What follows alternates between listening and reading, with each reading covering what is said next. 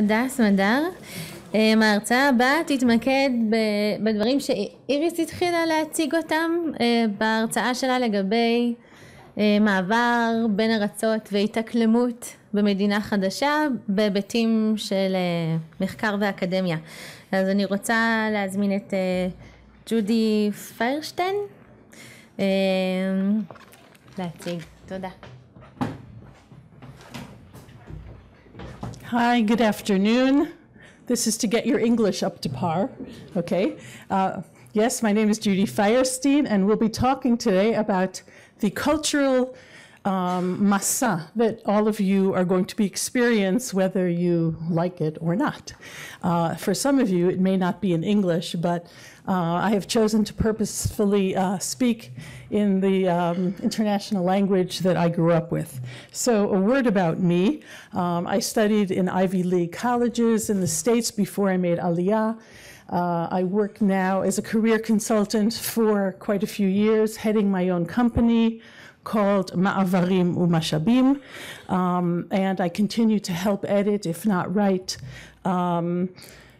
essays for doctoral students who get accepted in the States. I don't see any of my clients here.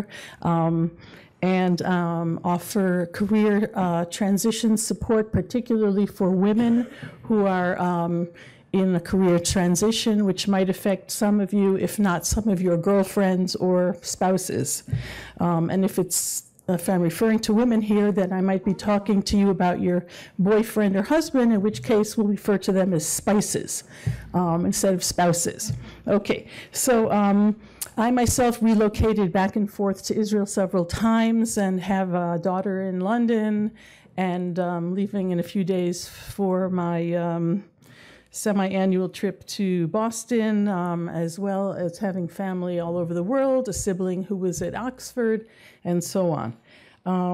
I've been doing cross-cultural training for many years now, and I'm glad to be with you to sort of open your eyes to what you might want to anticipate so that you're feeling a little bit more ready for the experience of academic and bichlal life abroad. How many of you are going to Europe?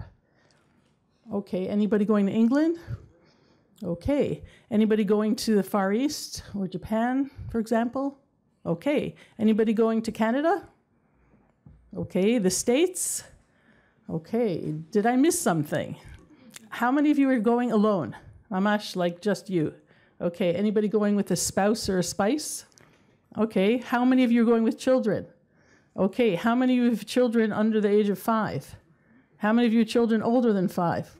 Sorry to hear that. No, just kidding.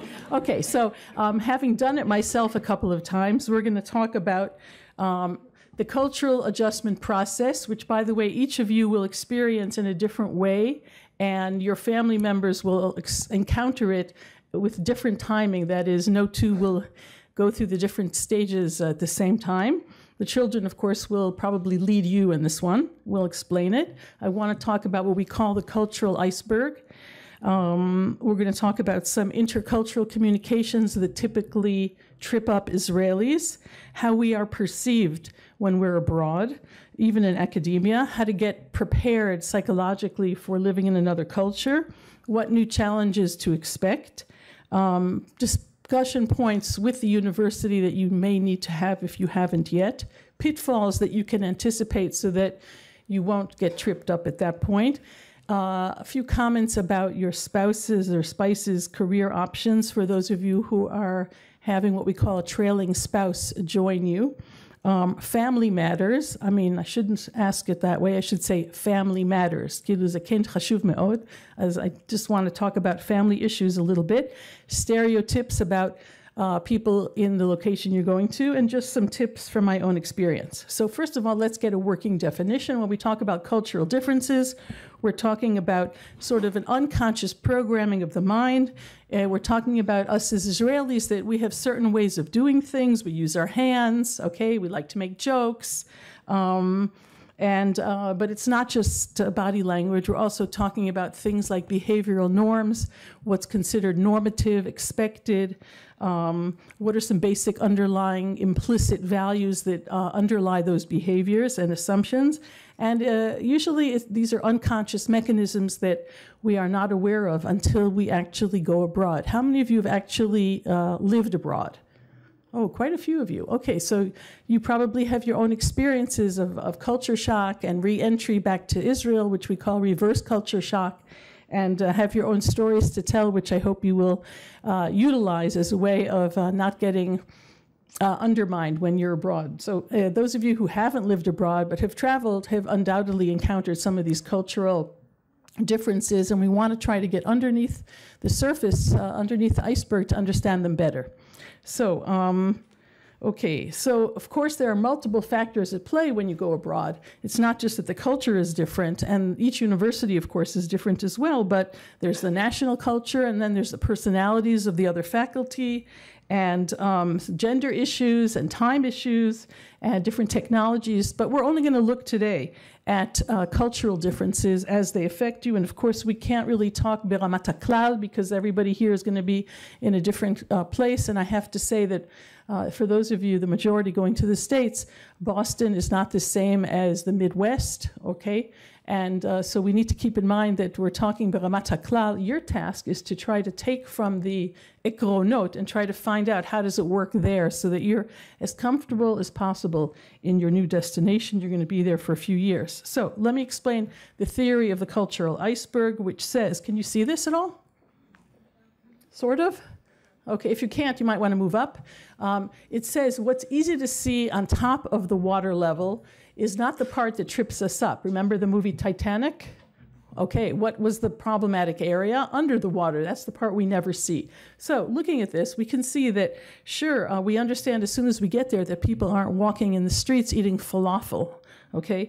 And that they have these other holidays, like in the UK, like 11 bank holidays, which have nothing to do with that, but that's all right. And of course, the third Thursday in November, all over the States, is what? Thanksgiving. So you can expect to have what they call Black Friday the next day. And so that has to do with holidays and festivals. And so we can easily be attracted to things that are on the surface of the culture because there are a lot of festivals, there's a lot of arts, there's a lot of action, lots of fun. What we have trouble seeing when we go to a new culture and actually live there are the things that are beneath the surface. For example, how people think, what their attitudes are to time, to academics, to people who are different from them, to people from other societies, other cultures, to things like your tone of voice, how fast you speak, how fast people make friendships there, whether they're bichlal open to this, whether they can tolerate somebody who doesn't have the same accent as themselves. Perhaps they'll even have trouble saying your name. Does anybody have trouble with their name? Whoa. Okay, I have a slide for you on this. Okay, and of course roles related to gender, related to age, related to position, family, and so on. So these are harder things for us to understand, even child raising. I have to say that even though I'm clearly American, when I went back for my first relocation, I had become sufficiently Israeli that I even forgot that the attitudes towards child rearing are very different in the States than they are here.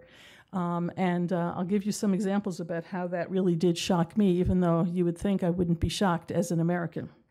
So all of these rules are not written anywhere, okay? Like, for example, I didn't know that in the state of New Jersey, you're not allowed to leave your children home alone until a certain age. Does anybody know this rule in America? In every state, it's a different age. It could be 9, it could be 12. My neighbors told me, okay, I saw your kids outside. What were they doing outside? Were you home? I didn't see your car in the driveway. I was like, oh, well, I ran to the whatever. And they said, well, you know, there's a law here in New Jersey. And then I found out that there's a law in every state. And nobody, you know, it wasn't written anywhere, right? And so I realized then that that's a perfectly good example of how we don't really understand how other cultures work, even if we think we know. So don't make any assumptions. Things that are going to be different for you are notions of modesty in terms of eye contact and even dress code, what you think leadership is and what they think leadership is. Somebody who just returned from his doc in neuroscience in Tokyo, whom I helped get in by really re-editing all of his essays, I asked him in preparation for this lecture, what's your best piece of advice? And Amir said that my Rosh Gadol was, in his words, extremely underappreciated. He said I'm supposed to show up at all the events and, keep my project running on time and attend all team meetings. But he said nobody wanted to hear my ideas, my systems thinking about how to make things work better. So, okay, the tempo of work. People in Israel, I think, tend to assume that the pace here is the pace everywhere. But if you ask me, we're on fast forward, and you may even be frustrated by the fact that everybody picks up, at least all the admin staff is going to pick up and leave your faculty at 5 o'clock in most cases. Whether you need them or not, it's just not up to you. And of course, how quickly people make friends, you will find that the pace is much slower. If I were to leave the room for 3 minutes and ask you to turn to somebody you don't know and try to find out who you know in common, how long do you think it would take? 10 seconds. Okay, so you're not going to get that where you're going. And the rate of getting to know you and getting to like you and inviting you over and actually being your friend could take a long time, not to mention that it may not be clear when somebody says to you, nice to meet you, let's do coffee sometime next week. You might not really be clear. Wait, is she really saying we're going to do coffee? Or is she just being nice? Okay? Or when people say, have a nice day, are they telling that to me personally, to Judy, or is it just like they're being polite, let's say, kilo midei chova? So even what friendships look like. I have friends who are living now in London for about 5 years who said to me, we get invited all the time and people think that we're their best friends. And she said, we hardly know them. And we just don't get why they think. She said, our real friends are still in Israel and always will be. Also attitudes to things like what cooperation versus competition looks like, okay? And here you've had to really compete vigorously in order to strive and achieve what you've got. Would you agree? Yeah, well, some of the colleges or universities you're going to be at don't favor a competitive approach. And this might not work in your favor. You may have to really ask, how to work yourself appropriately so that your competitive edge doesn't land up causing some kind of negative feedback. Furthermore, there are all kinds of problem solving and attitude roles and so on that have to do with gender, class, depending on, of course, which country you're going to. In general, though, I will mention 3 major issues here that are going to be very different. And one is the individualism versus group focus. If I were to say to you as a חברה, is Israel more like ממוקד הפרט or ממוקד החבר'ה? What would you say? Definitely the חבר'ה. Okay, so this is something that was a big shock going back to America for me when I realized that it's not working like this, okay? And that when I tried to even make an arrangement for my child, it was like one-on-one playtime, no chevra, okay? And my kids couldn't get it at first, like, Ima, how come we can't just invite the kids over from the class now or from the gun? I was like, it doesn't work that way. You have to pick them up. You have to arrange it. The kids had calendars that their parents, okay, or their mitzaplot were organizing. And anyway, the bottom line being that if people look at you with their eyebrows way up, they're really trying to tell you, you just don't do that around here. Okay, and this has to do with when my son decided that when he was, how old was he? 7, and he had to urinate at a public park. So he just went to the bushes, and people couldn't believe that in public this kid was doing that. I mean, he could have been arrested or something. And so be mindful that what you and I assume is normative here, value-based, okay, behavior that we assume is just, regular, lo yotze min haklal, human needs. It doesn't work. It's not perceived the same, okay? So why is this not moving? Okay. Is it? No. Okay. So again, about that, what are you doing? No one's going to say it to you probably, but because each culture has its own ingrained rules, you may find that you don't know how to handle things like courtesy. For example, what could come up? how somebody shakes your hand, the fact that you forgot to hold the elevator open for the person who got to it before you. You're just used to opening the elevator or the door and going through, but it doesn't work that way in certain places in the world. Conversational patterns, it is not okay to interrupt other people, okay? It is not okay to say, "Rak rega," I got to say something. You got to chill, you got to sit and wait until it's your turn. And conversational patterns, for example, in the States that are common are things like, to follow up what Moshe said, I agree with, and then I'll say what I say. But we don't usually use that form of cultural speak, okay? A concept of time. I even got my hand slapped by our neighbors, one of whom I went to grad school with, when we called them before 9 a.m. on a Sunday morning. And they said, listen, you can't call here before 9 o'clock. I said, but we all have little kids. I'm sure you were up way earlier. And they said, that's how it is in the States. You don't call before 9 o'clock. And I was like, okay, nafal od asimon, okay? Personal space. How close can you sit to people? Can you touch them, okay? How loud can you whisper to them in a staff meeting? You're laughing, okay? But these are serious things that can cause problems, okay? Using, body language to say, you're right, okay? Well, you don't want to point your finger at another faculty member, okay? Facial expressions. Pay attention to the ones that others use, and if you have your typical Israeli facial gestures, you may need to rein them in a little bit, okay? Or even adopt the ones that are more makubal. We'll talk about nonverbal communication, body language, and what would you say? Is Israel a country that's more into certainty, stability, or more uncertainty and change? You're right. Okay, it's part of our culture, and people who don't come from here don't usually get it right away. But you're going to change and risk-aversive societies. Would you agree? It's going to affect your everyday life, okay? You'll see it in everything from the way people cross at traffic lights. And in England, of course, they have not only traffic lights, but they now have signage on the road that say, don't walk here and don't turn left, because they know that so many people will get confused with the right and left. And people tend to not even want to change appointments and schedules, because in many countries, the mindset is once it's set, then that gives us a sense of what? Personal confidence and stability.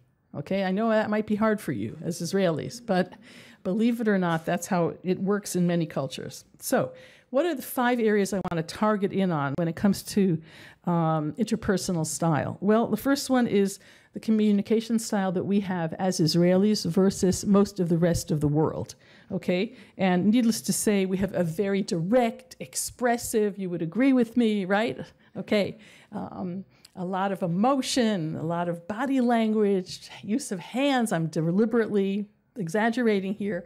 And you will find that in most of the other countries, particularly Britain, for example, the name of the game is to be kama shioter mu'upak, okay? And that's going to be tough for anybody here who's used to being a much more direct, outgoing, friendly, warm person, okay?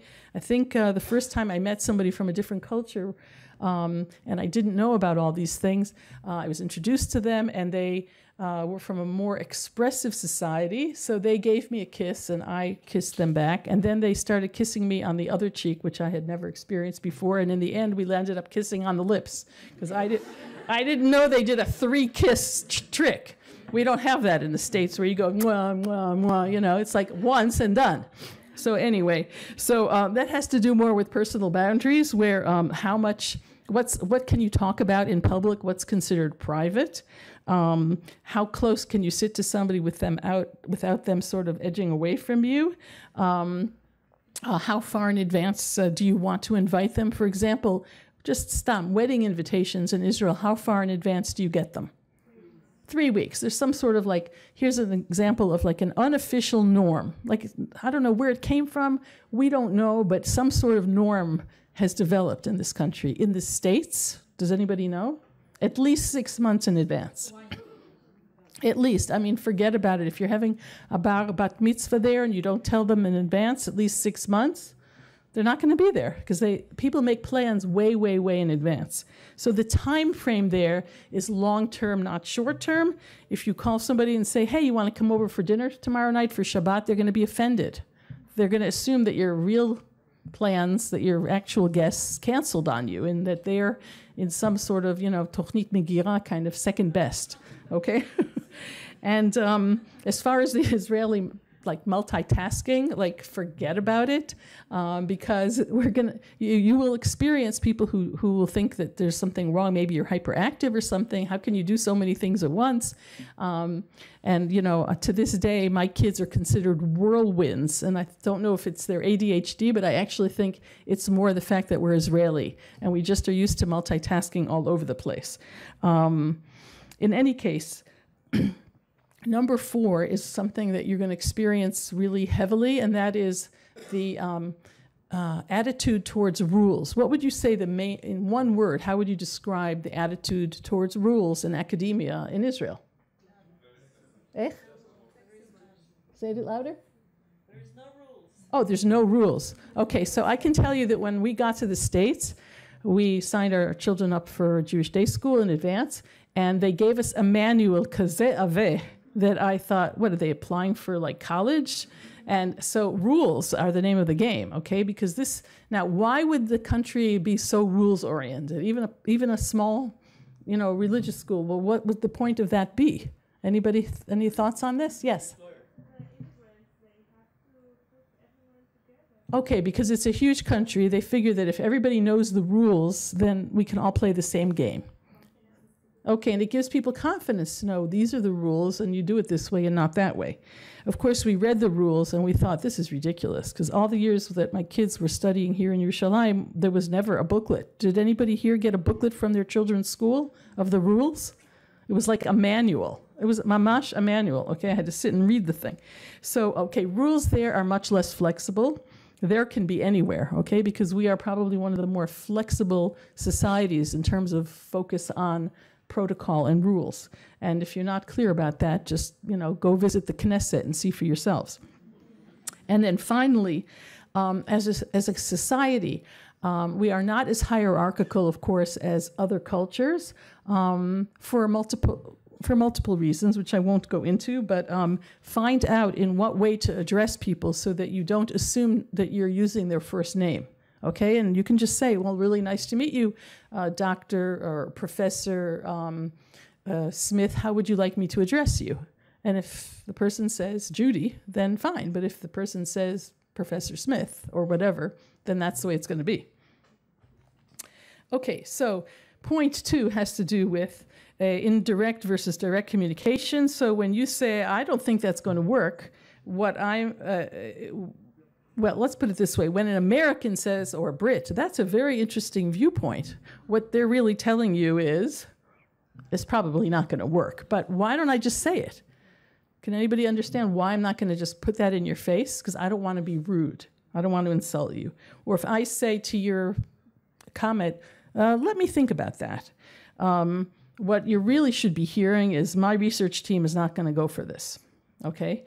And if I say, well, can I get back to you on that early next week? What I'm trying to tell you is I'll let you know, okay, when in my time, in my way.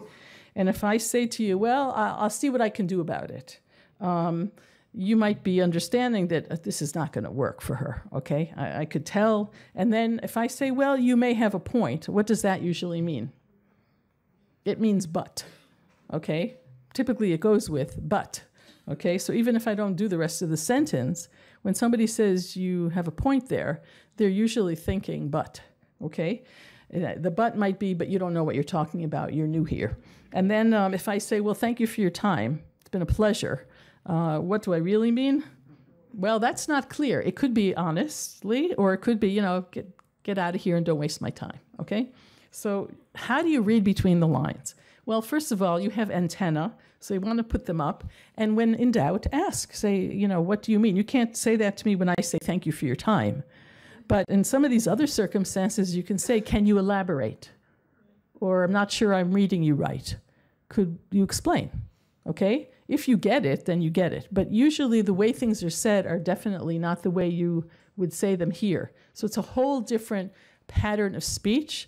Basically, in the Anglo countries, the idea is to not insult you right to your face, on the assumption that that would cause seriously problematic working relations, and nobody wants that, not them and not you. So if they have to be rude, they're going to try to do it in a gentler way. Whereas here, the same message from a similar level person will usually be much more what? In your face. And why? Because the signon hadibur shalanu is a signon ha-dugri. Okay? And we don't got that in America. Unless you're Trump. Okay, so personal boundaries.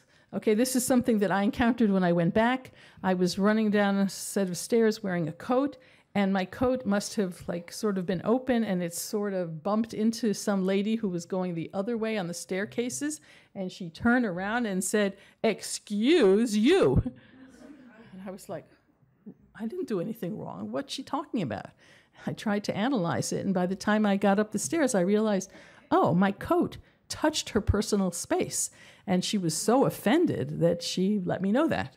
So keep your distance at first, okay? Pay attention to whether people in your group are touching each other. If they're at the bar or a pub and they're all drinking and kidding around, fine. But in faculty meetings, I sort of doubt you're going to touch somebody on the shoulder and go up to them, okay? If nobody else is doing that. Even things like using the secretary's scotch tape, okay, without asking permission is a no-no, okay? A no-no. It's unbelievable. But no, I'm serious. I had an incident when working with Intel for 3 years as a pre-relocation trainer, where somebody said, "You won't believe what happened to me when I went to Intel. I was fixing a clock because they neglected to change the time change. So I was waiting in the lobby. I saw the clock was 1 hour wrong.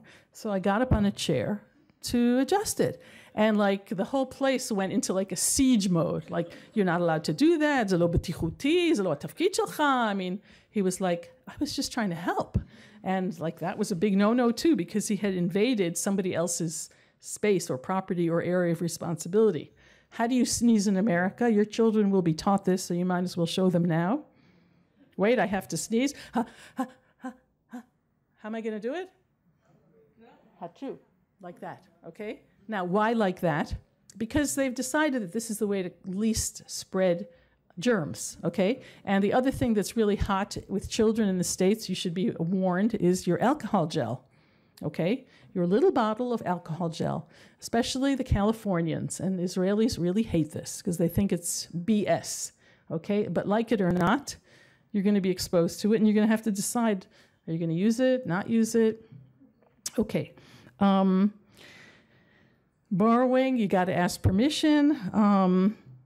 Handshakes, what can I tell you about handshakes? Well, there's all different kinds. This Israeli handshake where I shake your hand and then I add my other hand to it is not in anywhere else, okay? So you can drop it. And also a wimpy, like Dag Maluach handshake, don't go for it, okay? Eat a different kind of fish if you have to, but give me a 1, 2, 3, not wet, okay? Like chazak, and then a release. Now, I don't want this because that's too far away. Women who are datiyot ve'aniwa sheyesh kan, you have a problem. And the thing that you can do is to try to like find a solution, either this or put your hands behind your back and give a little bow and try not, or find another solution, okay? Fine. So that has to do with boundaries. Regarding rules, I will tell you how to fail your driving test there. Don't make a full stop, and when you make a right turn, go a little bit on the grass. That's what I did, okay, after driving for over 20 years, and the guy failed me, and I was like, what did I do wrong? I've been driving for 20 years, and he told me those two things, and I was like, I did that? I didn't notice that, because I had been driving for so long in Israel But I forgot, when they say a full stop, okay, it's not the way we drive here. I mean, a full, complete, and utter boring stop, okay? The same with you cannot go on the grass. You have to make sure you don't go near the curb too much because following the rules is very important, okay? I had an Israeli who did a postdoc in DC, and he recently told me the following story. Instead of dialing 011 from their house, he made a mistake and he dialed 911. Does anybody know what that is? What is it? Emergency. And then for some reason he was careless and he did it again. And each time he realized that he had made a mistake and he hung up, he said within 5 minutes the police were there. He was like, it was the first time in my life that I realized that police are supposed to help you. And they said, we got 2 calls and a hang up from this house. Is something wrong? Are you okay? And he was like, what? I made a mistake. And they said, well, we're just here to check. Fine. Then he told me about walking his dog, that he had to get this is serious, okay? He had to get anybody going with a dog? No. Okay, well, I'll just tell it real quickly. Yes, okay. So he told me that his dog was not allowed to be unleashed in a public park unless he had a special certificate that he had to take with him every time he took the dog to the park. I'm serious. I'm not a doggy person, but you just need to know about this rule. Okay. Leaving children home alone, we're used to it, but I'm telling you, there's laws and you need to know what they are wherever you're going. And, I got in trouble for offering candy to my children's, friends because it was sort of pre-dinner time and I didn't ask the parents' permission if I could give them food. So then I found out there's a protocol, at least where we lived, where you have to get permission. Would anybody here have thought to ask the parents if they can feed the kids, friends? No. What? Right. Okay. And then there's an issue of signing off on the right documents so that people can pick up your child from daycare or from the babysitter or from school. If my name is not on there and I'm the savta and I came to visit and my name's not on there, they will not release my grandchild to me. Okay? Just that simple. So make sure that you get all that paperwork taken care of. As far as April 15th, for those of you who are going to be in America, do you know what the importance of that date is? That's the date where you have to submit your own tax return. Okay, you can use one of the portals and do it online, but even though you're not American, you still have to report, and there's no getting away from the deadline. I made the mistake of taking my children to a lake when I was in Boston, and they were really little, like 2, 4, and I switched them into their bathing suits on the beach, and my sister went bananas. How could you do that? That's what the changing rooms are for. Judy, what is this? You can't change them, and they can't be naked in public. I said, but they're 4, they're 2. She said, it doesn't matter. Those are the rules. I'm like, how am I supposed to know this? She said, but everybody knows it. I said, well, show me a sign. I didn't see anything about it. And she said, in America, you don't allow your child to go around naked. Okay. I said, but they didn't go around. I just switched them. She said, no. It doesn't work like this. Now, maybe there's places that I don't know about where it's okay, but I am giving you a heads up on this, okay? So that you don't get embarrassed the way I did. In relation to the time factor, for those of you who have children, for example, you do want to make sure that you arrange their child care in advance. So what does in advance look like? Now, okay? When we knew we were going on relocation, by May, we called the school and they said, well, the classes are filled. I don't know. We can't really promise you. You have to send in your application. I was like, but it's May. School starts on September 1st. And they said, well, everything's busy here. And so have you all arranged your children's misgerot leminehem? Great. Okay. And anybody who didn't say yeah, okay, get on it. Okay, really quickly, because it's really an attitude of time is something that happens over a longer sort of term than in Israel, where it's like much more hayom machar. Okay, and that has to do with things like if you're invited to a faculty member's house for a July 4th barbecue in the U.S., say, okay, or for Sunday tea in London. What time, and it says on the invitation when to come. So, כאילו, עד כמה יש סטיית תקן, like they say 4 o'clock. What time is, מה הטווח הנכון to get there? 4 o'clock. If it's London, not even a סטיית תקן, like 4 o'clock, you show up. If it's a picnic, barbecue at 4 o'clock, what time in America? It's less formal, okay? And if you're one of many invitees, so you don't have to be there promptly at 4, but to show up at 4:30 would be kind of considered what? Impolite. Really, okay? So you need to ask about that stuff. And yes? If I'm invited to kind of barbecues, okay, to ask you to take my wife with me? Well, yes. Typically, if you're invited to an event like a barbecue, they would expect you to have your spouse with you. But if you're not sure, you can say, our partner's invited. And also, there's always going to be a dress code. Don't assume that you're going to dress for this picnic the way you would here in Israel with, sandalim or kafkafim and, michnas katzar. Typically, the men will still be wearing either, chulza mekufteret, rolled up sleeves, or, maybe a polo, but nothing like a t-shirt like that half of you are wearing, okay? Like you can forget it. Leave them in your, machsan here in Israel. Yes? This is really interesting. And actually, I just think you should have a stand-up comedy show or something. And essential. But I have to ask, at least I've found that when I deal with people from abroad, if I say, sometimes I can say, look, I'm Israeli, sometimes I don't understand, or I do things a little bit differently. You can tell me when I do something wrong. So I find that when I say that, usually even if I do something not exactly right, it goes smoothly because... And will they correct you? Well, at times that depends what I do, but usually it's okay, and they take like my forwardness or my kind of warm kind of personality, they take it, like they kind of make fun of it as, that funny cuckoo person who like hugs me every time she sees me. That's a great piece of advice. It's advice, and I highly recommend that you all adopt it, okay? So I'm adopting you as my...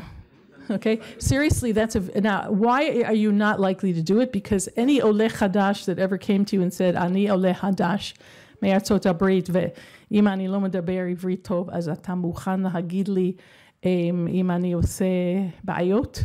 Like, how many of those people did you really, say to them, תשמע, לא אומרים את זה ככה?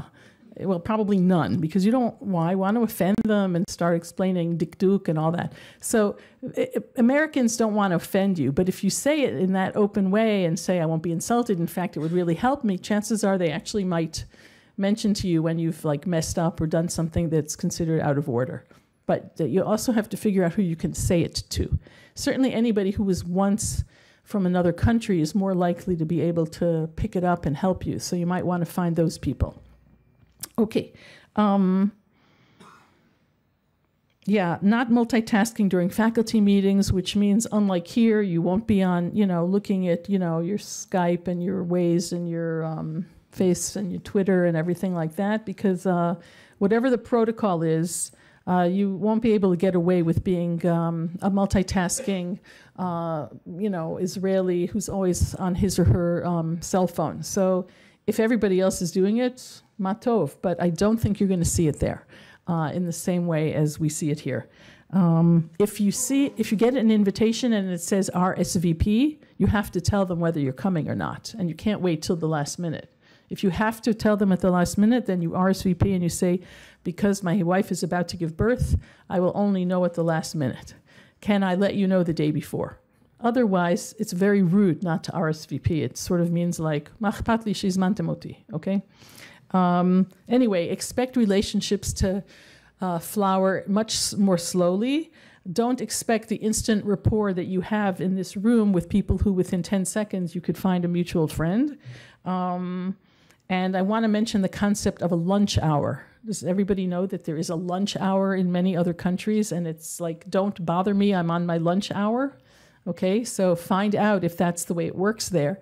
You may be expected to have lunch in the faculty dining hall with different people. Not every day, but it may be part of the protocol at certain campuses as a way of discussing things, and as a way of getting to know you. So don't necessarily say no. You will also be introduced to holidays and vacations that you never heard of. For example, Martin Luther King Day. For example, Halloween. Anybody here ever celebrated Halloween? Good. Okay, so you know. Then there's all of this tiksiyut and rishmiyut and formaliyut that we don't have here. For example, you're stopped when driving. You know you did nothing wrong. What do? Do you roll down the window? Well, first of all, you pull over and you put on your blinkers, okay? Your emergency light. Secondly, you don't open the glove compartment. Why? You just stay still with your hands on the wheel. And as the police person approaches you, you roll down the window and you say, Manishima. No, you say, hello, officer. Okay? You don't say nice to meet you. You say, hello, officer. And you let them start. Okay? And don't start to be friends with them. Okay? And posach bakiyut and all that stuff. And see what they want. It could be absolutely random and you did nothing wrong, or you might have a light that burnt out and they just want to tell you to get your light bulb replaced. You never know. Okay? I will tell you that my daughter found out when they moved to London last year that in order to get driver's licenses, they had to get registered with the police. Why is that? Talk about rishmiyut.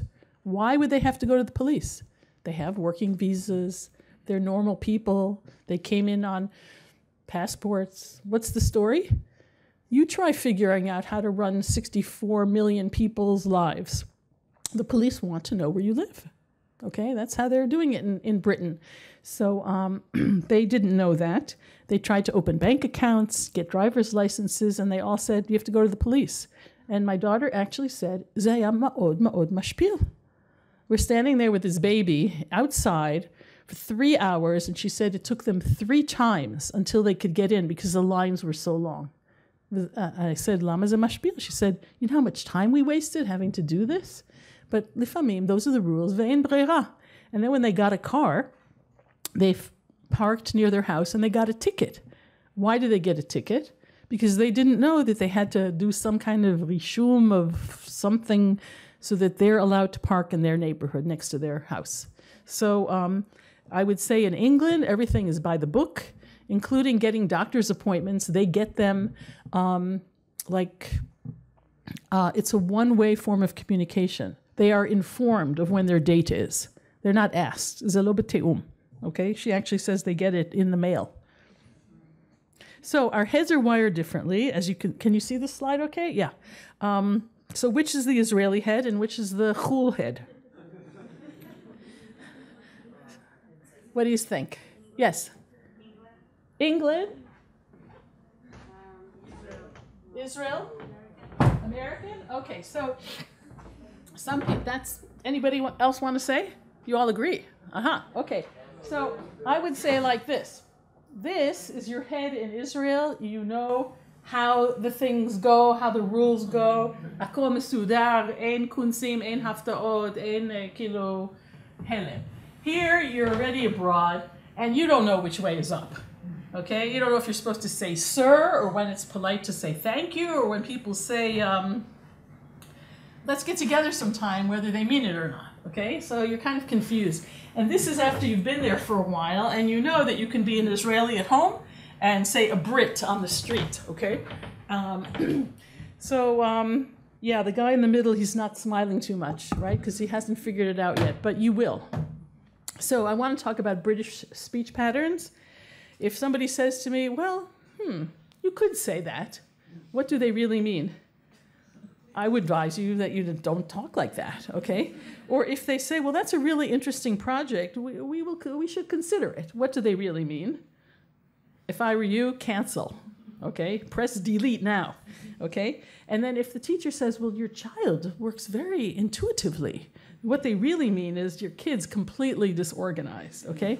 So, so what's behind this language? Why don't they just put it out there as it is? Why make your life so, why is it מסורבל כזה? לא מבינים כלום. So, Brits are very into politeness, much more so than us Americans. And language is really based on values, yes? So the areas that are going to be different, I want to mention the last one, the public display of affection, how much you can snuggle and kiss with your spouse, your spice, your kids in public there versus here. It might be very different than what you're used to. And the whole idea of turn-taking, of taking turns. I'll never forget, we once went to the States, and one of my children, his idea of taking turns in the playground was to jump the queue. Like whenever there was a little petach, so he thought, why should I wait? There's room, I'll just jump ahead there. And I thought, what's with this kid? Why can't he follow the rules and take a turn like all the other kids? And I asked him about it, and he said, like, bishvil ma? Like he saw no point in it, right? But the other kids didn't like that, okay? So what does this mean? O, K, see it? There you have an O and the letter K, right? Okay, what does this mean? Bad idea, all right? What does this mean in Iran? It's something really gross, so I'm not going to say it. Okay, so know your culture, okay? What do people think about us in other societies? Well, I've got quite a list for you because I've asked them, okay? Many people really think that we're extremely arrogant. How would you say that in Hebrew? Yahir. Okay, so I hope your name isn't Yair. But if you think that you're a little Yahir, then in Chul, you're going to be perceived as a lot Yahir. And if you're not sure that you are or not, I would say leave your ego at Natbag, okay? Also, we appear to be very dismissive. Lamashal, mapitom. Is there a similar expression in English to mapitom? No way. It's not really the same. And listen to the intonation of no way versus mapitom, okay? So anyway, we're also considered extremely loud, okay? We like to have a good argument, and then afterwards everybody's patting each other on the back. That will not work in your academic life anymore, okay? So you're going to have to curb it. Again, that's another one you can leave here, okay? Why are we considered aggressive? Like my son who was cutting in line. Why have we gotten this reputation? Anybody know? Sorry? Do you agree that we're considered more aggressive than other cultures? What are you going to do about it, even if you personally are not like that? Let's say the people in your chug there know about this, because they had an Israeli once. Okay, in other words, don't turn into, a passive person, but if you're used to speaking in a manner that's much more assertive, or you might say aggressive, rather than the way the locals speak, you might have to tone it down. Also, why am I saying that we're considered impolite? Well, let me ask you something. If you need the salt and we're eating dinner and the salt is near me and far from you, how do you ask for it? No, that's how you say it in English. How do you say it in Hebrew? There you go. Okay, so what? Okay, so yeah.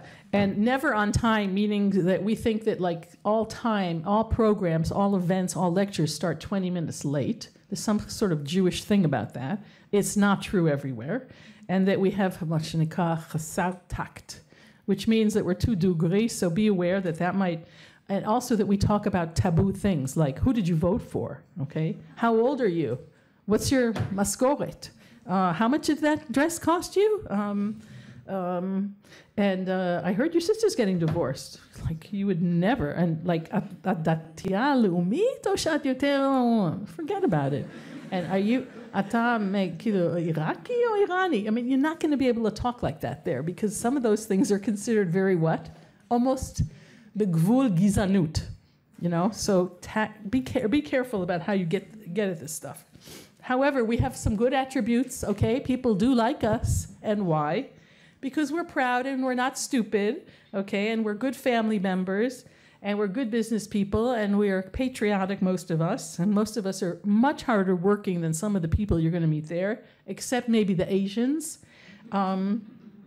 And we're very innovative, which my student in Japan wasn't appreciated for, but maybe in certain fields, hopefully they'll get it, that part of your, gisha, yozmatit, and all of that, and entrepreneurial spirit will hopefully help, certainly in certain fields like biotech, for example. If you're in a very like shomrani, masorati, mikzoa, like philosophy, they're not going to appreciate that so much. So I would say regarding takalot, let's say you say something and you realize, oops, I didn't handle it too well. First of all, don't assume anything. And know that ma sheroim mikan lo roim mishan, okay? And try to learn from your mistakes. Even how we disagree here in Israel is not the way you're going to be able to explicitly relate your disagreement, because you're entitled to disagree in every culture. The question is how to actually say it. And you want to say it in a way that doesn't lead to problematic disagreements or lack of respect or lack of trust. So try to mimic and find out initially how other people say. It might be something like, with all due respect, im kol hakavod, or I understand where you're coming from. However, I do want to offer an alternative view. That would be a pretty safe way of saying your position. Or I respect what you're saying very much.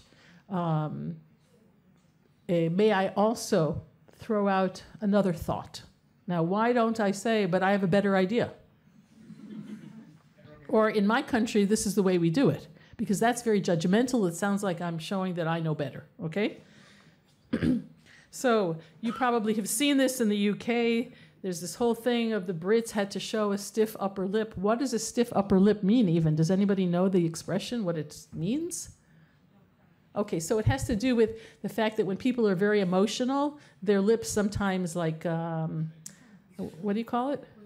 Like quiver, yeah. So a person who like can handle their emotions will have a stiff upper lip. And Brits really want to keep in control. So that's why they, their emotions don't get the better of them, because that would be considered a sign of weakness, okay? And of course, this theme of, keep calm and do whatever. Okay, so here's another example of different communication styles. You might say in English something equivalent to lo nira li, or kach ze pachot yo'il, or whatever, or kach ze pachot איך שאני חושב לנכון, and I'm hearing that you're saying really like, no way, okay? Or you might say, אינני יכול להסכים לזה, I can't, accept what you're saying, which really means you're challenging my authority, okay?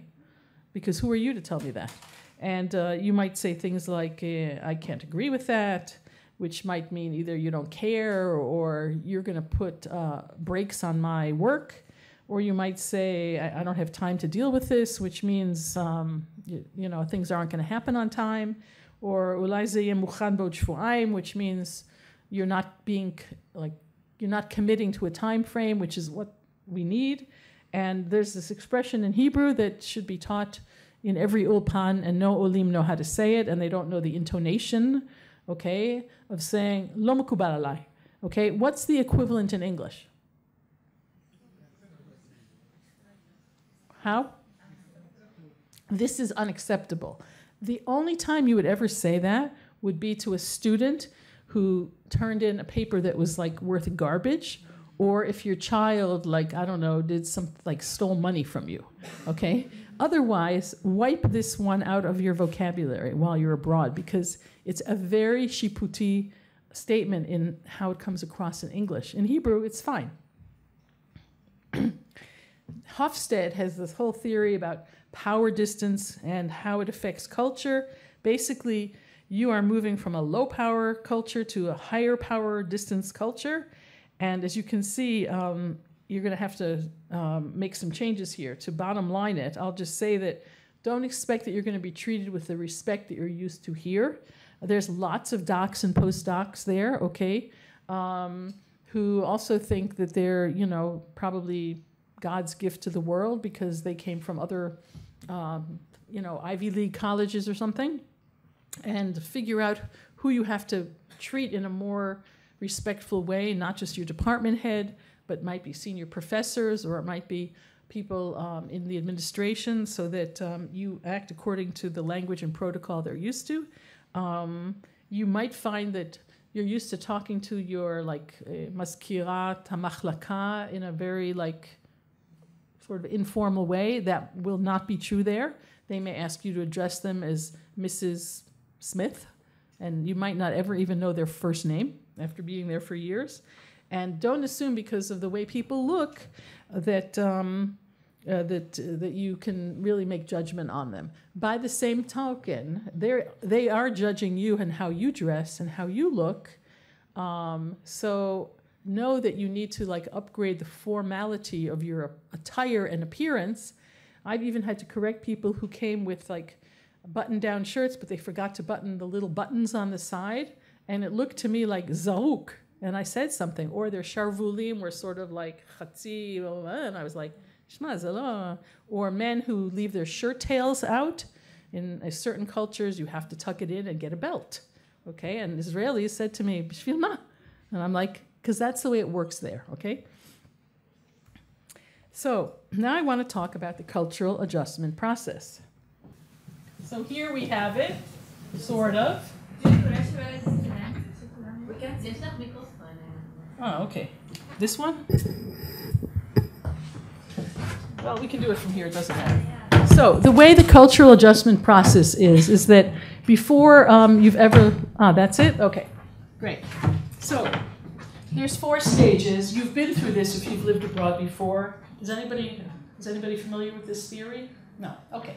So it's a long-standing theory that doesn't matter what culture you're going to. You will go through this process, and each of your family members will also go through it, each in his or her own way. So we'll start with stage 1. This is where you are all at now. Stage 1 is considered the normal stage. You are at home. You feel comfortable. You know who are the good teachers and who are the bad teachers. You know what time you're going to get home, what you're going to wear every day. You know what time you're going to eat and who your friends are and what you have to do to please your neighbors, your parents, and so on. B'yom echad bahir, you get on an airplane and you're gone, okay? And here is where the chart goes up. Why is the graph showing an upward trend as we go to number 2?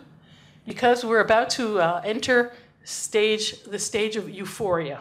In euphoria, Yerach HaDvash קוראים לזה, we're so thrilled. We don't have to do miluim, okay? We don't have to go to Friday night dinner at our parents. Ein mechuyavuyot, okay? There's great junk food. The prices, I bought these glasses last year in Boston. The pair I bought in Israel before was 4,000 shekels. I bought these for $76. Same prescription. Okay, so everything seems cheap. There's a lot of excitement. Everything seems very affordable. You're in a learning curve. You're happy to be outside. There's no pressure. There's no Middle East. Ein ba'ayot. And your kids are also excited, or your spouse. And you feel very motivated to conquer the world, okay? Ezet tseva ro'im b'shlav zeh? Barur, va'od. Everything looks great. You have a milga, you got into a great college. What more could be better?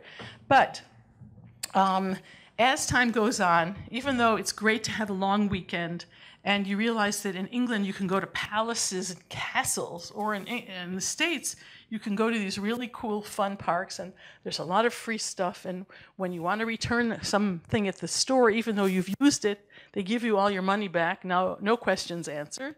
All of a sudden you realize that there's some uncertainty here because you don't really have a sviva tomechet, and you're not really sure about whether this is a good thing to live here or to buy that car, or that this school is the right one, or whether you're dressing correctly, or whether you should connect with the Jewish community or not, or whether you can even borrow the ad section from your neighbor's Sunday newspaper, which I did, and they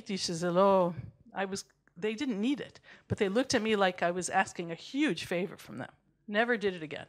So now, does everybody go to euphoria? No. Some people have some sort of like a light euphoria. I didn't get into the college I wanted, and my milga isn't really enough, so I'm going to have to go take loans, and so I'm a little disappointed, okay? But here, I got a huge scholarship, and my spouse has plans too, and we're renting out our apartment, and we'll be all right. So here, it's like this chart has a lot of variazione. Okay, so what can bring me down?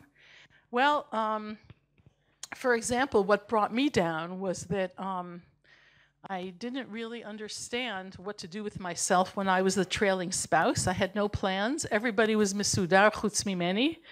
And so I really didn't know how to keep myself busy at the beginning. And I left all my friends behind, and I was very miserable.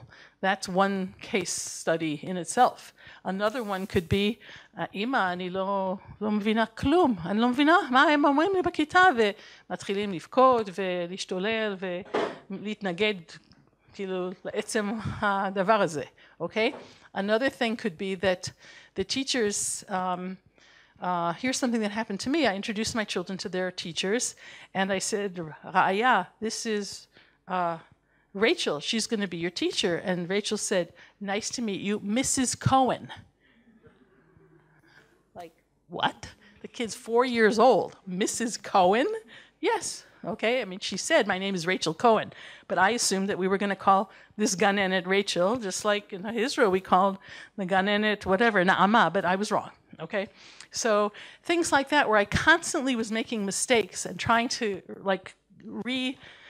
reset, okay? I kept pressing on reset to try to understand the small differences that would bring me down.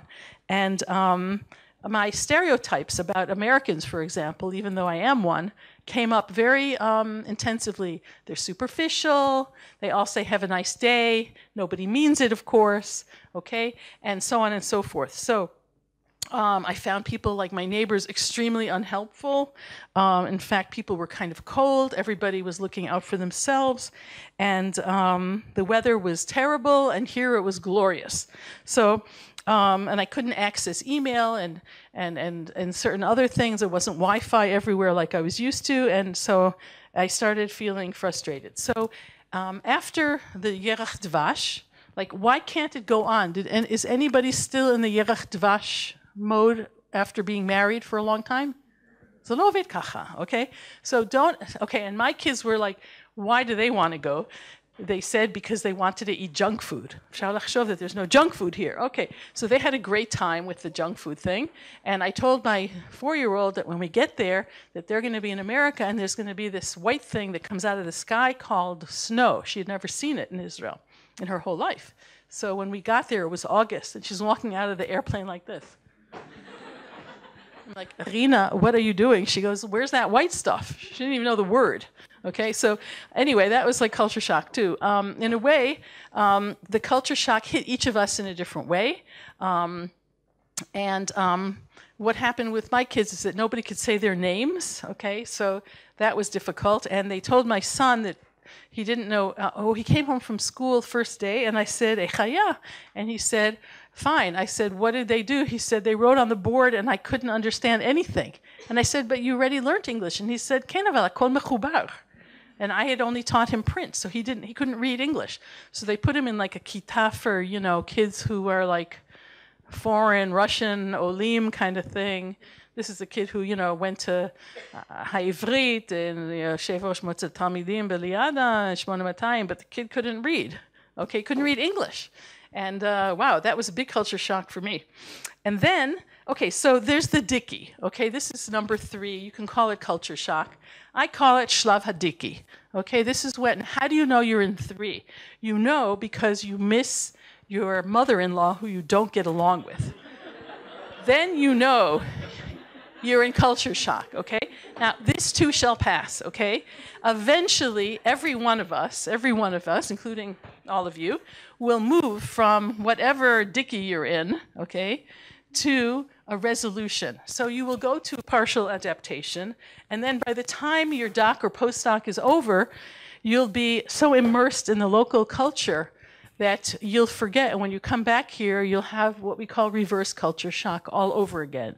And you will have forgotten how people behave here, that they eat with their mouths open, that there's not a serving spoon in everything, and that people are hugging and kissing each other in public in ways that you couldn't do for the last few years. So how long does it take? Everybody always says, Judy, you know, how long is this going to take me?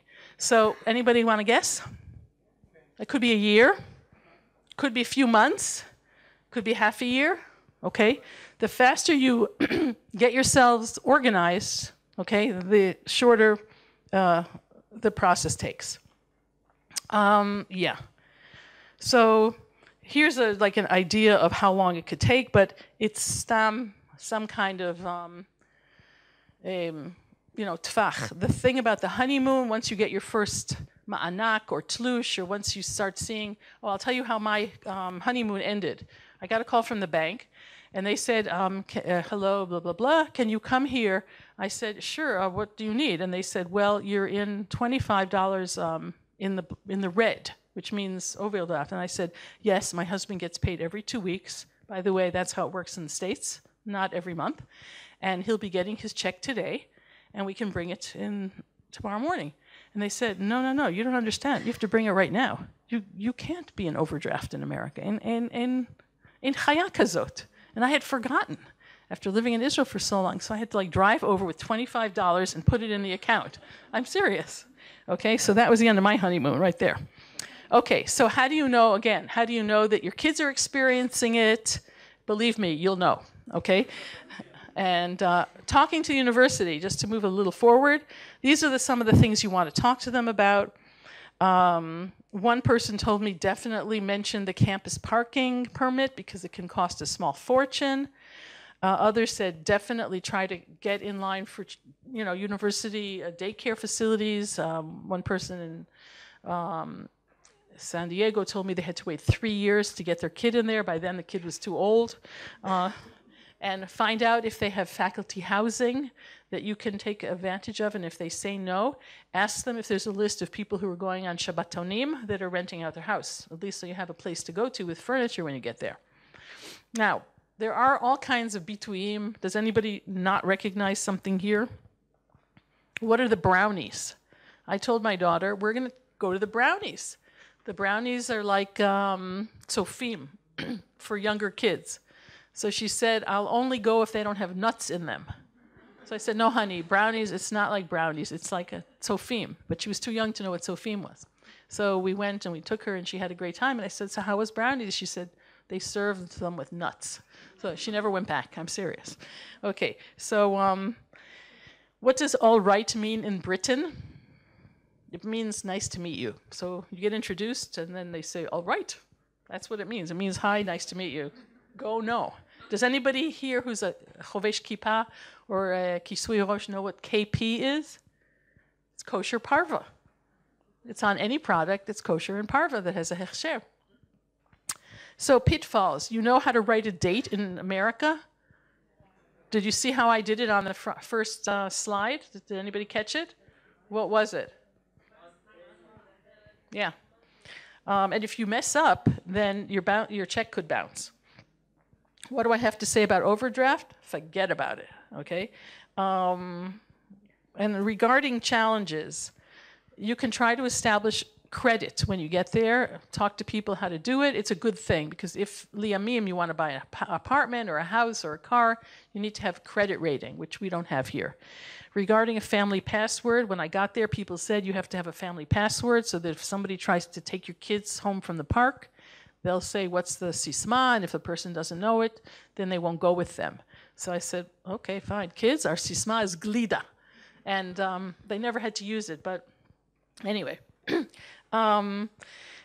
Okay. Regarding preparation, I will give something to be posted on how to actually technically prepare for your departure.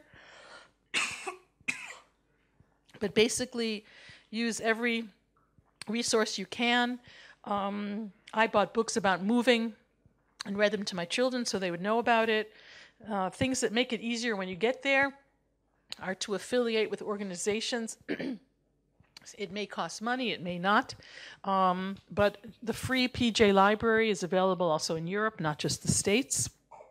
Get to know the matnas, the JCC, and in many large cities, there's an Israel, Boston, Israel, Britain, Israel, Washington, D.C., Israel, Florida Chamber of Commerce. So if you're in the sciences, you'll meet all kinds of, or business world, you'll meet all kinds of people. Then there's places like the Israel House, all over the States. It's like a matnas, not in smaller towns, but in big cities. And get to know the Beit Hillel on campus, where they have Friday night kosher meals and all kinds of other Jewish activities. Regarding spouses, are there any spouses here? No. Yes. Hi. Okay, so here's where you want to talk to somebody who knows the local job market. There's something called Jewish Vocational Service, which is Ke'ilu, like some sort of shirut ta'asuka, but try to come up with a job plan in advance, because you want to have a good English resume, and guess who can help you with it? And you want to try to explore in advance to see whether you want to take courses, whether you want to work at all. If you may study there or work, I highly recommend that your spouse gets their university transcripts translated and notarized here. Otherwise, they're not credible there. Issues that couples face. Take it from one who knows.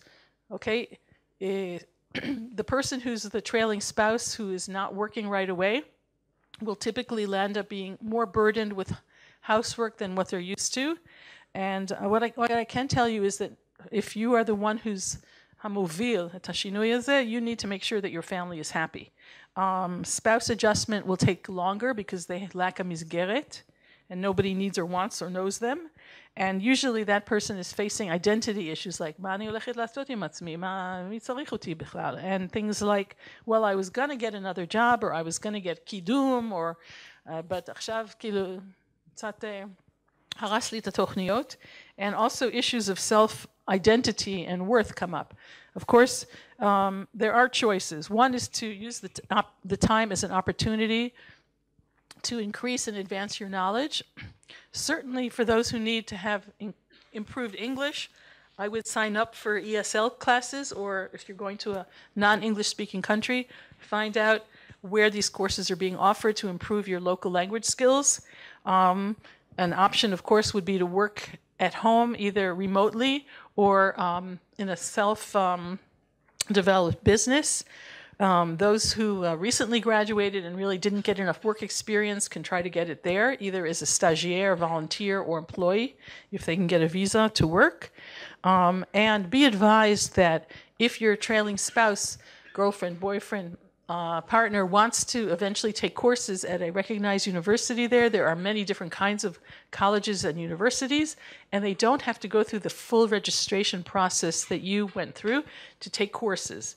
Okay, it's called being a non-matriculated student, and if you're looking at state colleges where the tuition is way lower, then what you want to do when you get there is immediately try to begin the process of establishing state residency, which you can do by joining the library, or getting a local credit card, or sending yourself a registered letter to the address that you're living in immediately. Okay, because it takes a while to get state residency. Once your partner has it, if they decide to take state courses in a state university, their tuition will be lower by thousands of dollars. So this is a good idea. Okay, and then finally, before we end, some real life stories from my own family. My granddaughter Hallel, in England they call her Halal. You know what halal is? You do? Well, that's cute. Wait till she figures it out. She's too young to understand it. My son Yoni, they called him Johnny. Joni. My daughter Raya, they called her Raya. Drory, we had to change his name Bechlal to Dory. Maoz, I mean, nobody can say his name, okay? It's a mayom hazeh. So a family once came up to me at a workshop that I did for couples relocating, and they said, Judy, we have to talk to you during the break. We don't know what to do about our kids. And I was like, what's the problem? So here's what they said. One son is Gad. I'm like, oh. All right, let's hear the rest. So then they said Moran. I'm like, oh no. this can't be true. And they said, and my name is Dudu. I was like, oh my God. And then she said, and I'm Osnat. So I told, you know what Osnat is? Osnat? I said, maybe you guys shouldn't leave, you know. Last thing I want to say is about BDS on campus. You can read all about it. It's very scary, unpleasant, unsettling situation, okay? And some of the most amazing campuses are wrestling with this, and I hope you never have to encounter a picket line or a boycott or students or non-students, which is more typical, coming onto campus and disrupting you giving a lecture or in any way threatening you. But you do want to find out at some point if it's very hot on your campus, boycotted, interrupted, or slandered. And I mean, this is happening from Brown to Oxford. So nobody is exempt, and you need to know that there is a surge of attempts to be disruptive towards Jewish and Israeli mifalim, professorim, and it could affect you as well. In any case, what helps to be successful is to be flexible and open, to use this diversity as an opportunity, to try, instead of being judgmental, to try to understand what's hiding beneath the surface, work on your own stereotypes, and decide, okay, we'll be Israelis at home, but b'chutz anachnu ulai, you know, k'mo haromaim, you know, and find a support system through the Kakal and the Sehut HaYehudit and the Misrad HaChutz. יש עוד ישראלים רבים בכל מקום, זה מדהים. My daughter found them through a Facebook page of like London Imahot or something. And now she has Israeli friends who are also in London. So ask them for advice, challenge your comfort zone, use the resources online, see it as a great adventure, and try to have a sense of humor about it, because there will be some very funny experiences where you'll say, wow, it's a good thing that I'm adaptable and that I can be flexible and learn from all of these things. I want to wish you a lot of luck and have a great time.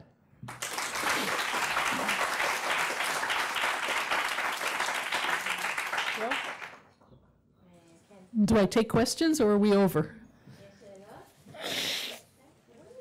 This thing with that we consider to be racist, and if I'm coming with my research, I'm dealing with violence, and as an Israeli, I'm coming with my attitude that immediately you were talking about violence, and it's like immediately I don't know how to behave in those situations. Well, if it's somebody who wants to really hear information, you could try to facts are.